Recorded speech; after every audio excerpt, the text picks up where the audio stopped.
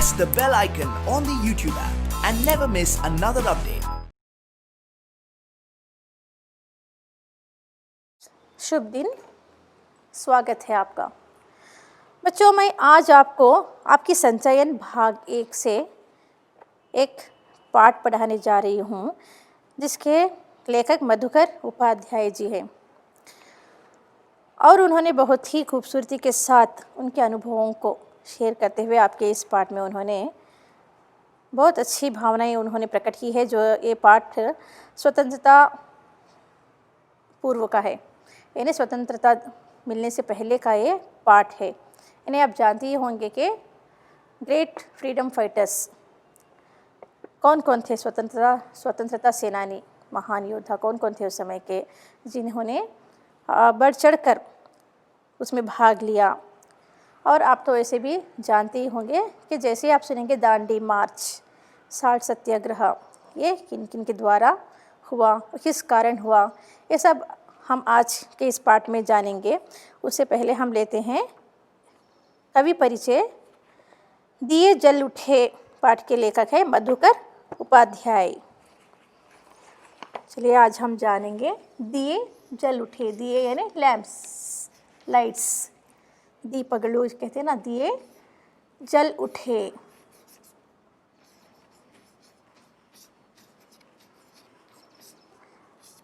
जिसके लेखक हैं मधुकर उपाध्याय।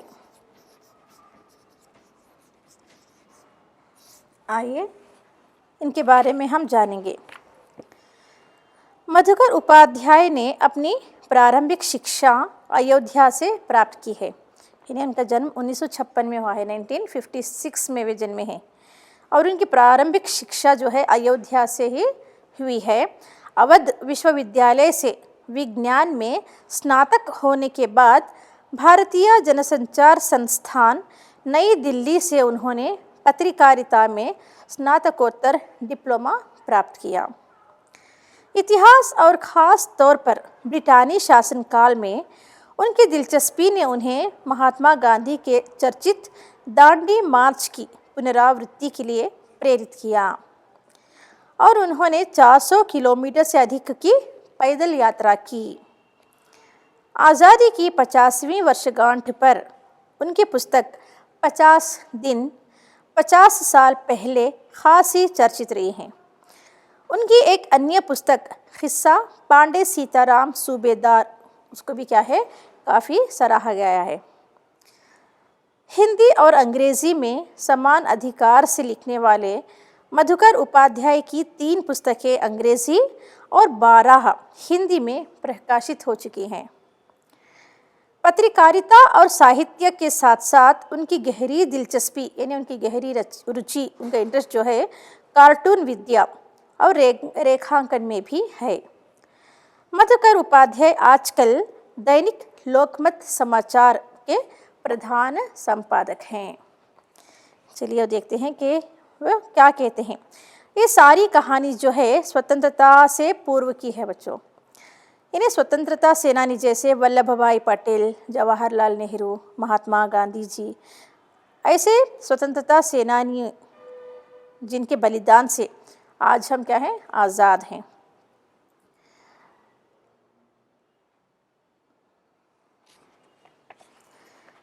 यहाँ दांडी यात्रा का वर्णन है जिसमें नमक बनाया गया था और वो नमक किस कारण बनाया गया था ये भी आपको शायद पता होगा। इन्हें हमारे देश पे क्या है, अंग्रेज शासन कर रहे थे, है ना। तो उन्होंने क्या किया, अपनी शासन सत्ता के दौरान रोज़मर्रा के जीवन में उपयोग होने वाला नमक, उस पर भी अंग्रेज़ लोग क्या लगा दिए थे, कर लगा दिए थे, यानी टैक्स। अब गरीब लोग, हर कोई व्यक्ति नमक के उपयोग के बिना तो रह नहीं सकता था, क्योंकि स्वादिष्ट भोजन बनाने के लिए हर एक स्वादिष्ट भोजनों में इस नमक का उपयोग हुआ करता था। तो उस नमक पर भी अंग्रेज़ों ने क्या कर लगा दिया, टैक्स, जो कि गांधी जी को बिल्कुल पसंद नहीं आया। सो ये बाहर से आकर हमारे देश में इस तरह से राज कर रहे हैं, इस कानून को हटा देना चाहिए करके उन्होंने क्या किया, निश्चय किया कि इस टैक्स को हम हटाएंगे, चाहे जी जान चीज़ तोड़कर कोशिश करे, फिर कितने लोगों को वो एकत्रित किए, कौन से लोग उनके सहायता किए, जिसके कारण आज हम क्या हैं, नमक से टैक्स हटा दिया गया है ना। तो चले देखते हैं कि इस पाठ में उन्होंने किन किन की सहायता से वो चलकर ये दांडी यात्रा की है उन्होंने, और वो किस किस दौर से उन्हें गुजरना पड़ा, कितनी मुश्किलें, कितनी कठिनाइयों का सामना उन्हें करना पड़ा, इसी का सब कुछ ब्यौरा है इस पाठ में। दिए जल उठे किस कारण, ये भी हम देखेंगे। ये रास के बूढ़े बरगद ने वह दृश्य देखा था। बूढ़ा बरगद यानी वृक्ष को कहते हैं ना। एक बूढ़ा बरगद यानी पेड़ों के, वृक्षों की तो संख्या अपार होती है, कई सारे वर्ष वो एक ही जगह स्थान पर टिके रहते हैं, और वो उस समय से लेकर इस समय तक के सारे नज़ारे, दृश्य देखे हुए रहते हैं। यहाँ पर रास जो है एक स्थान का नाम है। रास क्या है, एक स्थान है, एक प्लेस का नाम है रास। वहाँ के एक बरगद ने वो दृश्य देखा था। कौन सा दृश्य देखा था भला? दांडी कूच की तैयारी के सिलसिले में वल्लभ भाई पटेल 7 मार्च को रास पहुँचे थे। इन्हें कौन सा दृश्य देखा था उस पेड़ ने? दांडी यात्रा यानी दांडी कूच की तैयारी, कूच करना यानी आगे बढ़ना, कूच करना एक मुहावरा है। ये दांडी यात्रा के दौरान जब वो आगे बढ़ने लगे तो उसकी तैयारी का सिलसिला, अब तैयारी तो करनी है, यात्रा के लिए निकलना है, तो उस सिलसिले में वल्लभ भाई पटेल जो हैं स्वतंत्रता सेनानी, उन्होंने 7 मार्च को रास पहुँचे थे। वे रास कब पहुँचे थे? 7 मार्च को। कौन? वल्लभ भाई पटेल।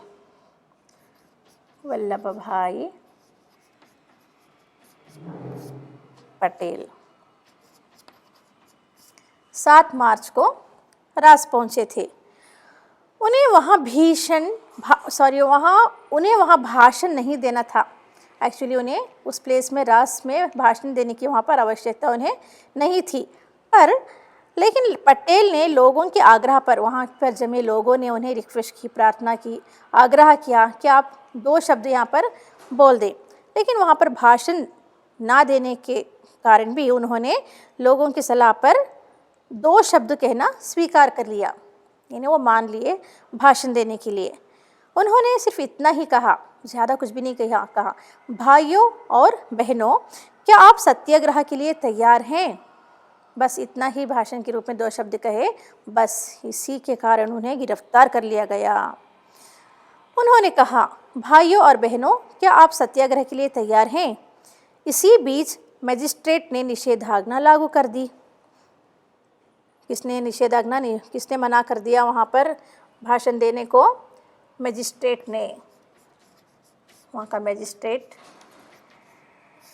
ने निषेध लगा दिया और पटेल को गिरफ्तार कर लिया। अरेस्ट हो गए पटेल जी को गिरफ्तार कर लिया। ये गिरफ्तारी स्थानीय कलेक्टर शिरडी के आदेश पर हुई है, यानी कि ये गिरफ्तारी, ये अरेस्ट किसके ऑर्डर पर हुआ? वहीं के स्थान में रहने वाले कलेक्टर शिरडी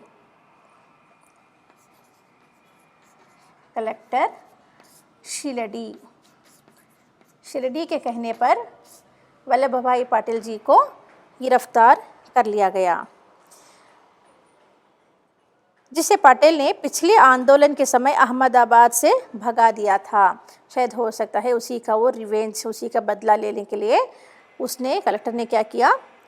पटेल जी को गिरफ्तार कर लिया, क्योंकि पटेल जी ने पिछले हमेशा आंदोलन तो हुआ ही करते थे स्वतंत्रता के लिए, तो इस कारण उन्होंने क्या किया था? पटेल जी ने उस मजिस्ट्रेट को, यानी कि उस कलेक्टर को, अहमदाबाद में जब वो था तो वहाँ से उसे भगा दिया गया था, वहाँ से वो कहीं उसे दूसरी तरफ भेज दिए थे। शायद इसी के कारण क्या किया उसने? बदला लेने की नीति से क्या किया उसने? यहाँ पर उन्हें गिरफ्तार कर लिया। वल्लभ भाई को पुलिस पहरे में बोरसद की अदालत में लाया गया, यानी वल्लभ भाई पटेल को पुलिस के पहरे में ही रहकर उन्हें कहाँ ले जाया गया? बोरसद। ये भी एक स्थान का नाम है। यहाँ की अदालत में उन्हें क्या किया, लाया गया, कोर्ट, जहाँ उन्होंने अपना अपराध कबूल कर लिया, जो कि उनका कोई अपराध ही तो नहीं था। उन्होंने क्या कहा था, बस भाइयों और बहनों क्या आप सत्याग्रह के लिए तैयार हो। बस अब क्या कहे, वो कुछ भी तो गलत काम, जुर्म तो नहीं किए, इसलिए उन्होंने बिना वजह कबूल कर लिया कि मैंने ये अपराध किया है। जज को समझ में नहीं आ रहा था कि उन्हें किस धारा के तहत और कितनी सज़ा दे। यहाँ पर कोई जुर्म हो, यहाँ पर कोई गलती हो तो हो सकता था कि उन्हें कोई कठिन से कठिन, सख्त से सख्त सज़ा दी जाए, पर यहाँ पर उनका कोई अपराध भी तो नहीं था और वैसे भी उन्होंने कबूल भी कर लिया था। तो इस कारण जज जो रहते हैं कोर्ट में, वही डिसाइड करने में उन्हें मुश्किल पेश आ रही थी कि मैं इन्हें क्या सज़ा दूँ, अगर दूँ भी तो किस कारण दूँ। इसलिए उन्होंने क्या किया, जज ने क्या किया, 8 लाइन का अपना फैसले लिखने में उसे 1.5 घंटा ले लिए। उनकी समझ में नहीं आ रहा था जज की कि मैं इन्हें किस जुर्म में सज़ा दूँ, क्योंकि इनका कसूर तो कुछ भी नहीं था, इनका कुछ भी जुर्म नहीं था। ये तो क्या है, एक धर्म यात्रा के लिए ये लोग निकले थे। तो इस कारण क्या हुआ, पटेल को 500 रुपये जुर्माने के साथ 3 महीने की जेल हुई। तो पटेल जी को 500 रुपये जुर्माना और साथ में 3 महीने की सज़ा। जेल में उन्हें कितने महीने रखा गया, 3 महीने रखा गया और बेकार में 500 रुपये जुर्माना देना पड़ा। इसके लिए उन्हें अहमदाबाद में साबरमती जेल ले जाया गया। तो इसके लिए उन्होंने क्या किया, उस कोर्ट से इन्हें पटेल जी को अहमदाबाद में साबरमती जेल, साबरमती आश्रम में, वहीं से तो दांडी, ये नमक की सत्याग्रह से, ये दांडी महोत्सव जो कुछ भी हुआ था, वहीं से तो साबरमती आश्रम में होकर ही तो हुआ था। इसके लिए और चलो और भी अच्छा हुआ कि अहमदाबाद में जो है साबरमती जेल में ही इन्हें ले जाया गया, जिसके लिए साबरमती आश्रम में गांधी को पटेल की गिरफ्तारी, उनकी सज़ा और उन्हें साबरमती जेल लाए जाने की सूचना भी दी गई। यानी पूरे का पूरा इन्फॉर्मेशन महात्मा गांधी जी को मिल गया कि उन्हें गिरफ्तार कर लिया गया है, अरेस्ट कर लिया गया है और उन्हें सज़ा भी दी गई है और वो उन्हें साबरमती जेल ले जा रहे हैं करके। तो जैसे ही गांधी जी ने सुना तो गांधी जी इस गिरफ्तारी से बहुत क्षुब्ध थे। क्षुब्ध यानी बहुत नाराज़ थे। क्षुब्ध होना, नाराज़ होना।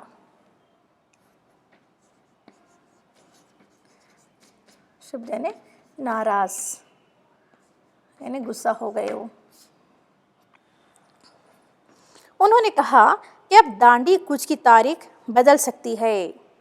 इन्हें जो तारीख आगे थी अब हम उसको बदल देंगे, बल्कि उससे पहले ही हम रवाना हो जाएंगे। जैसे कि उन्होंने सुना, गांधी जी ने कहा कि अब दांडी यात्रा की तारीख बदल सकती है। वो अपने अभियान पर 12 मार्च से पहले ही रवाना हो सकते हैं। यानी दांडी यात्रा का जो अभियान था वो था 12 मार्च को, लेकिन अब क्या किया गया, 12 मार्च से पहले ही उसको रवाना कर रहे हैं। उस अभियान को 12 मार्च तक भी वो प्रतीक्षा नहीं कर रहे हैं, उससे पहले ही वो अब निकल जाना चाह रहे हैं। आश्रम में एक एक आदमी ये हिसाब लगा रहा था कि मोटर कार से बोरसद से साबरमती जेल पहुंचने में कितना समय लगेगा।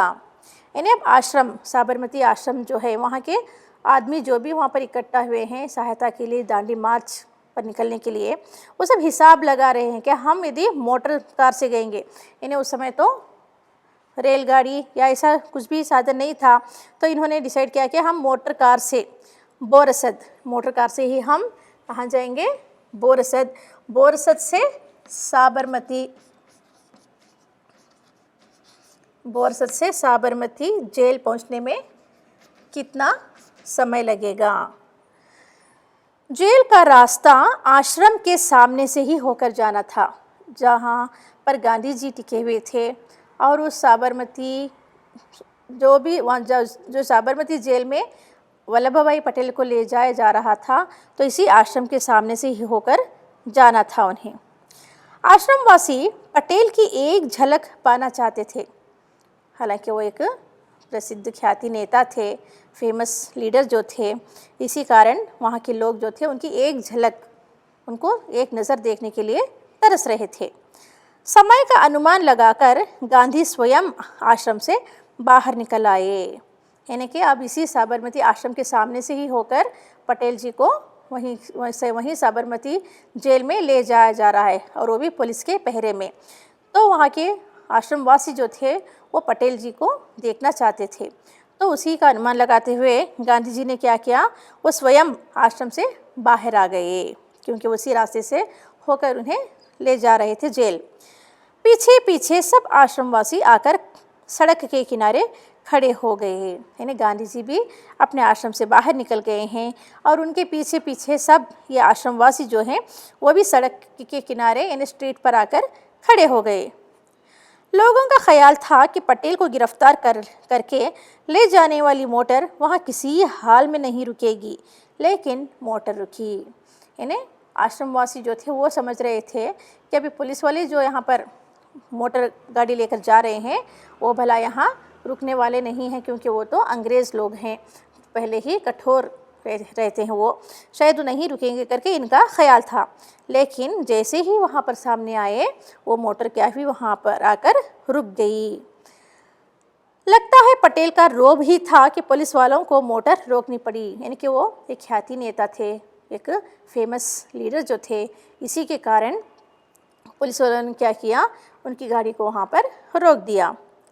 गांधी और पटेल सड़क पर ही मिले, वहीं पर कुछ देरी की मुलाकात हुई उन दोनों की, कुछ समय की मुलाकात जो है कि एक संक्षिप्त मुलाकात थी, बहुत ही एक शॉर्ट मीट थी उनकी, छोटी सी एक मुलाकात थी, संक्षिप्त यानी छोटी, एक छोटी सी उनकी मुलाकात हुई, दोनों मिले। पटेल ने कार में बैठते हुए आश्रमवासियों और गांधी से कहा, मैं चलता हूँ, अब आपकी बारी है। यानी वो अंदर बैठे ही हुए हैं और वो क्या कर रहे हैं, इन सबको देख रहे हैं, गांधी जी को भी देख रहे हैं और आश्रमवासियों को भी देख रहे हैं और कह रहे हैं कि मैं अब चलता हूँ, मुझे ये लोग जेल ले जा रहे हैं, हो सकता है अब आपकी बारी हो, क्योंकि ये भी तो उस संग्राम में शामिल थे, आपको भी ये लोग गिरफ्तार कभी भी कर सकते हैं, क्योंकि वो तो क्रूर हैं, कठोर हैं, अंग्रेज़ लोग, उनका शासन है, आप भी स्वतंत्रता के लिए लड़ने जा रहे हैं तो आपको भी शायद ये लोग गिरफ्तार कर लेंगे करके, इसी कारण में कहने लगे, मैं चलता हूँ, अब आपकी बारी है। पटेल की गिरफ्तारी पर आदेश भर में प्रतिक्रिया हुई, यानी के पूरे देश में क्या हुआ, ये प्रतिक्रिया हुई, यानी ये रिएक्शन हुआ कि दिल्ली में मदन मोहन मालवीय ने केंद्रीय असेंबली में एक प्रस्ताव पेश किया। वहाँ की असेंबली में मदन मोहन मालवीय जी जो हैं उन्होंने केंद्रीय असेंबली में एक प्रस्ताव रखा है, वो प्रश्न रखते हैं, जिसमें बिना मुकदमा चलाए पटेल को जेल भेजने के सरकारी कदम की भर्त्सना की गई। यानी बिना कोई मुकदमा चलाए पटेल को जेल भेजने की सरकारी जो कदम है उनकी वो क्या कर रहे हैं, निंदा कर रहे हैं, भर्त्सना यानी निंदा कर रहे हैं। वो प्रस्ताव पारित नहीं हो सका, मगर वो प्रस्ताव जो हो वो पास नहीं हो सका। वो इस प्रस्ताव पर कई नेताओं ने अपनी राय सदन में रखी। इस तरह से कई सारे नेता जो थे, अन्य नेता, अपने सारे प्रस्ताव वो अपनी राय, अपने ओपिनियंस इस सदन में वो रखे। उनमें मोहम्मद अली जिन्ना ने कहा, सरदार वल्लभ भाई पटेल की गिरफ्तारी अभिव्यक्ति की स्वतंत्रता के सिद्धांत पर क्या है, हमला है।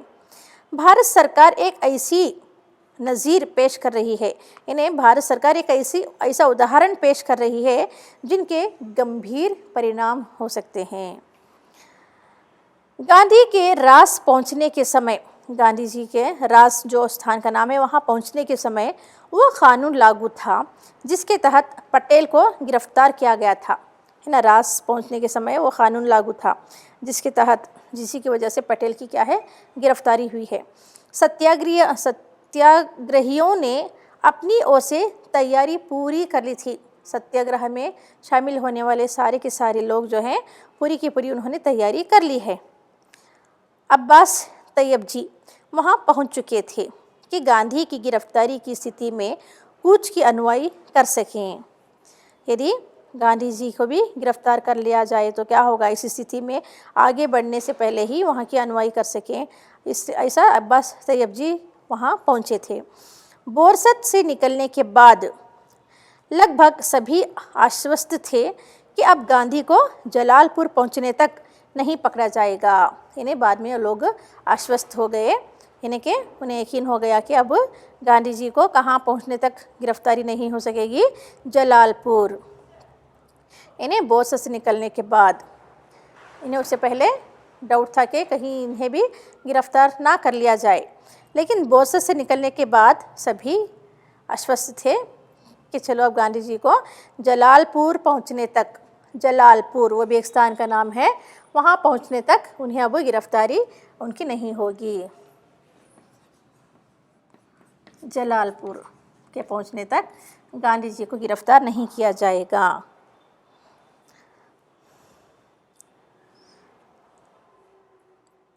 बोरसद से निकलने के बाद लगभग सभी आश्वस्त थे कि अब गांधी को जलालपुर पहुंचने तक नहीं पकड़ा जाएगा, लेकिन तैयारी में कोई कमी नहीं थी। इन्हें पूरी की पूरी वो तैयार थे। रास में गांधी का भव्य स्वागत हुआ। जैसे ही रास पहुंचे, गांधी जी का वहाँ बहुत बड़ा शानदार उनका वेलकम किया गया। दरबार समुदाय के लोग इसमें सबसे आगे थे। ये दरबारी लोग जो है वो बहुत ही क्या है, लैंडलॉर्ड्स थे, वहाँ के बहुत अमीर लोग थे वहाँ के। तो वो समुदाय, वो दरबार के जो समुदाय हैं, इन्हें ज़मींदार लोग जो हैं, दरबार इन्हें ज़मींदार लोगों को कहा जाता है, जो वहाँ के रिचेस्ट पर्सन्स हैं। तो उनके समुदाय के लोग भी इसमें सबसे आगे शामिल हुए थे, हिस्सा भाग लिए थे। दरबार गोपाल दास और रविशंकर महाराज वहाँ मौजूद थे। इन ज़मींदारों में सबसे बड़े ज़मींदार, सबसे बड़े लैंडलॉर्ड जो थे, दरबार गोपाल दास और रविशंकर महाराज, वो भी क्या हैं वहाँ पर मौजूद थे, वो भी उपस्थित थे। गांधी ने अपने भाषण में दरबारों का खास तौर पर उल्लेख किया। बहुत ख़ास, विशेषकर गांधी जी ने अपने भाषण में इन दरबारों के हक, राइट्स में, उनके फेवर में उन्होंने भाषण दिया। कुछ दरबार रास में रहते हैं, यानी रास जो स्थान है वहाँ पर कुछ लैंडलॉर्ड्स, कुछ ज़मींदार, ये दरबार लोग रहते हैं, पर उनकी मुख्य बस्ती कनकापुरा और उससे सटे, यानी उससे लगे गांव देवण में है। यानी कि कुछ दरबार क्या है, रास में रहते हैं, और कुछ मुख्य बस्ती उनकी कनकापुरा और उससे लगे गांव देवण में वो लोग रहते हैं। दरबार लोग रियासतदार होते हैं। रियासतदार यानी इलाके के मालिक, वहाँ के वो उस एरिया के मालिक होते हैं, यानी इतने रिच पर्सन्स होते हैं वो। उनकी साहबी, उनकी तो साहबी थी, उनकी तो क्या कहने, वो तो एकदम लग्जरी लाइफ लीड करने वाले व्यक्ति थे। ऐशो आराम की उनकी ज़िंदगी थी, उनकी यानी कि लग्जरी उनकी लाइफ थी। एक तरह का उनका राजपाट था, समझो, जैसे कि वो राजा महाराजा जैसे वहाँ पर जी रहे हों जैसे। दरबार सब कुछ छोड़कर यहाँ आकर बस गए। तो दरबारी जो ये लोग हैं, जो ये लैंडलॉर्ड्स हैं, उनका सब कुछ उन्होंने वहाँ पर छोड़ दिया, ज़मींदारी सिस्टम सब कुछ छोड़ के वो लोग यहाँ आकर बस गए। तो गांधी ने कहा, इनसे आप त्याग और हिम्मत सीखें। यहाँ पर उनके आश्रमवासी, उनके साथ जो भी लोग उपस्थित हैं, मौजूद हैं, उनसे गांधी जी कह रहे हैं कि देखो, ये लोग भी अपना हिस्सा, अपना योगदान देने के लिए हम में शामिल हो गए हैं, और ये लोग अपना सब कुछ दरबार यानी ज़मींदारी, उनकी जो भी लैंड्स हैं, सब कुछ त्याग कर, सब कुछ छोड़कर, सब पीछे छोड़कर ये लोग भी हम में आ गए हैं। अगर आपको कुछ सीखना है तो त्याग जैसी चीज़ आप इनसे सीखें, इन दरबारियों से सीखें। अगर आपको हिम्मत सीखना है तो इन दरबारियों से सीखें, करके गांधी जी वहाँ पर उपस्थित आश्रमवासियों से कह रहे हैं। अखिल भारतीय कांग्रेस कमेटी की बैठक 21 मार्च को साबरमती के तट पर होने वाली थी। अब ये अखिल भारतीय कांग्रेस कमेटी की बैठक, यानी मीटिंग जो है 21 मार्च को साबरमती के तट पर, साबरमती जो के वहीं के किनारे पर होने वाली थी। जवाहरलाल नेहरू इस बैठक से पहले गांधी से मिलना चाहते थे, यानी कि 21 मार्च को ये बैठक होने वाली है, और उससे पहले जवाहरलाल नेहरू जी को गांधी जी से मिलना है, और वो भी उस बैठक से पहले। उन्होंने संदेश भिजवाया, जिसके जवाब में गांधी ने रास में अपनी जनसभा से पहले एक पत्र लिखा और कहा कि उन तक पहुंचना कठिन है। यानी कि जवाहरलाल नेहरू जैसे कह रहे हैं कि उनसे मिलना है वो बैठक से पहले, तो उन्होंने संदेश भिजवाया। वो क्या कहते हैं, संदेश, एक मैसेज भिजवाते हैं। जवाब में क्या है, क्या रिप्लाई करते हैं, गांधी ने रास में अपनी जनसभा से पहले, उस मीटिंग से पहले उन्होंने क्या किया, और गांधी जी ने एक पत्र लिखा नेहरू जी को और उन्होंने कहा कि उन तक पहुंचना क्या है, बहुत ही कठिन है, बहुत मुश्किल है, बहुत कठिनाइयाँ बहुत डिफ़िकल्टीज फेस करके आगे जाना पड़ेगा उनसे, उन तक मिलने के लिए करके वो मैसेज भेज रहे हैं। तुमको पूरी एक रात का जागरण करना पड़ेगा। देखो वो कौन सी कठिनाइयाँ हैं जिन्हें इनको नेहरू जी को उठाना पड़ेगा। इन्हें कि वो कह रहे हैं कि गांधी जी तुमको पूरी रात, यानी कि सारी की सारी एक रात जागरण करना पड़ेगा, जागनी पड़ेगी, एक रात आपको सोना नहीं है। अगर कल रात से पहले वापस लौटना चाहते हो तो इससे बचा भी नहीं जा सकता।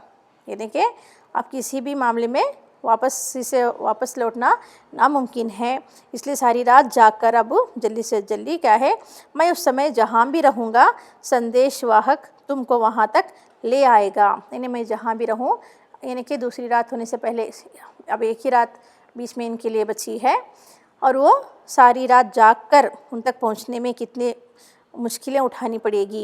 यानी वो कह रहे हैं कि संदेशवाहक तुमको वहाँ तक ले जाएगा, मैं जहाँ भी रहूँगा करके। इस यात्रा में, इस प्रयाण की कठिनतम घड़ी में तुम मुझसे मिल रहे हो। यानी गांधी जी कह रहे हैं इस यात्रा की सबसे ये कठिन घड़ी है, सबसे मुश्किल का ये दौर है और ऐसे में तुम मुझे मिलना चाह रहे हो। तुमको रात के लगभग 2 बजे जाने परखे मछुआरों के कंधों पर बैठकर एक धारा पार करनी पड़ेगी। यानी गांधी जी कह रहे हैं कि नेहरू जी को तुमको रात के लगभग 2 बजे, मिडनाइट में 2 o'clock को जाने परखे मछुआरे, जो भी जान पहचान के मछुआरे हैं, मछलियाँ पकड़ने वाले को मछुआरे कहते हैं, तो उनके कंधों पर बैठकर तुम्हें एक नदी वहाँ पर एक पार करनी पड़ेगी, धारा, एक नदी पार करनी पड़ेगी। मैं राष्ट्र के प्रमुख सेवक के लिए भी प्रयाण में ज़रा भी विराम नहीं दे सकता। मैं जो राष्ट्र का, जो मेरा प्रमुख जो सेवक के लिए जो है, मैं इस यात्रा में, जो कि वहाँ पर पटेल जी को कहाँ है, जेल में बंधे, उन्हें भी तो वहाँ से निकालना है। मैं अपने प्रमुख सेवक के लिए इस यात्रा में ज़रा भी विराम दे नहीं सकता करके गांधी जी कह रहे हैं। वल्लभ भाई की गिरफ्तारी के कारण रास में आम लोगों के बीच सरकार के खिलाफ प्रतिक्रिया स्वाभाविक थी। यानी कि वल्लभ भाई पटेल की गिरफ्तारी, अरेस्ट के कारण क्या है, रास, वहाँ वहीं पर से तो उन्हें अरेस्ट किया गया था। रास जो कि एक स्थान का नाम है, वहाँ पर बसे कॉमन लोग, आम लोग, जो कि वहाँ के लोग, उनके बीच में क्या है, सरकार के विरुद्ध, यानी सरकार के विरुद्ध क्या है, अब उनकी प्रतिक्रिया, उन्हें रिएक्शन लेना, वो तो नेचुरल है, क्योंकि बिना कोई जुर्म के उन्हें गिरफ्तार कर लिया गया है और वो भी उन्हीं लोगों के प्रार्थना पर वो 2 शब्द कहे थे, वरना वो वहाँ पर भाषण देने के लिए तैयार नहीं थे। गांधी की जनसभा से पहले ही गांव के सभी पुश्तैनी मुखिया और पटेल उन्हें अपना इस्तीफ़ा सौंप गए। यानी को गांधी की मीटिंग से पहले, गांधी जी जो कि जनसभा करने वाले थे, जो वहाँ पर मीटिंग रखने वाले हैं, तो उस मीटिंग से पहले ही वहाँ के गांव के सभी पुश्तैनी यानी पीढ़ियों से चले आ रहे मुखिया, हेड ऑफ द विलेज जो कहते हैं ना, मुखिया, पुश्तैनी मुखिया जो हैं, और वहाँ के पटेल, वे सब लोग क्या कर रहे हैं, अपना त्यागपत्र, अपना इस्तीफ़ा दे रहे हैं। क्यों दे रहे हैं, वो भी इस दांडी यात्रा में शामिल होने के लिए। गांधी ने दांडी कूच शुरू होने से पहले ही ये निश्चय कर लिया था कि वो अपनी यात्रा ब्रिटिश आधिपत्य वाले भूभाग से ही करेंगे। इन्हें गांधी जी ने डिसाइड किया था कि हम कोई राजघराने से होकर हम नहीं चलेंगे, बल्कि हमारी ये यात्रा जो है, ये ब्रिटिश प्रभुत्व वाले, उनके ब्रिटिशर्स जो हैं, अंग्रेज़ों के जो भूभाग हैं, हम वहीं से निकलेंगे करके गांधी जी ने निश्चय किया था। किसी राजघराने के इलाके में हम नहीं जाएंगे। लेकिन इस यात्रा में उन्हें थोड़ी देर के लिए बड़ौदा रियासत में गुजरना पड़ा। उन्होंने तो निश्चय किया था कि हम भूभाग ब्रिटिश आधिपत्य से ही हम जाएंगे, किसी राजघराने से नहीं होंगे। लेकिन ऐसा समय आया कि उन्हें थोड़ी देर के लिए क्यों है बड़ौदा के वहाँ पर रियासत के में ही उन्हें गुजरना पड़ा, मतलब वहीं पर उन्हें थोड़ी देर रहना पड़ा। ऐसा ना करने पर यात्रा करीब 20 किलोमीटर लंबी हो जाती थी, यानी कि डिस्टेंस बहुत लंबा हो जाता था। उसको शॉर्ट करने के लिए गांधी जी थोड़ी देर के लिए बड़ौदा रियासत से ही वो निकले, और इसका असर यात्रा कार्यक्रम पर भी पड़ता था पूरा का पूरा। अगर वो थोड़ी देर के लिए वो बड़ौदा रियासत से नहीं हो जाते थे, जैसा कि उन्होंने सोचा था कि वो ब्रिटिश आधिपत्य से होने वाले हैं, वहाँ से तो रास्ता बहुत लंबा था, और इस कारण इस यात्रा कार्यक्रम पर भी बहुत बुरा असर पड़ सकता था। इसी कारण उन्होंने क्या किया, थोड़ी देर बड़ौदा रियासत से ही वो निकल पड़े। सत्याग्रही गाजे बाजे के साथ रास में दाखिल हुए, इन्हें शोर शराबे के साथ गाने बजाते हुए, नाचते हुए, उल्लास के साथ हुए क्या है रास में पहुंच गए। सत्याग्रही जो भी शामिल होने वाले थे, वहां गांधी को एक धर्मशाला में ठहराया। तो रास में गांधी जी को कहाँ ठहराए, एक धर्मशाला में ठहराए, और बाकी के सत्याग्रही वहीं पर तंबुएं डालकर उसमें रुके। तो हम आगे की यात्रा देखेंगे अगली क्लास में। मैं आशा करती हूँ आपको अब तक जो भी समझाया गया आपकी समझ में आया होगा। बच्चों, 1 से 2 बार आप इस पाठ को पढ़ो और इस यात्रा के बारे में अच्छी से अच्छी जानकारी प्राप्त कर लो। धन्यवाद।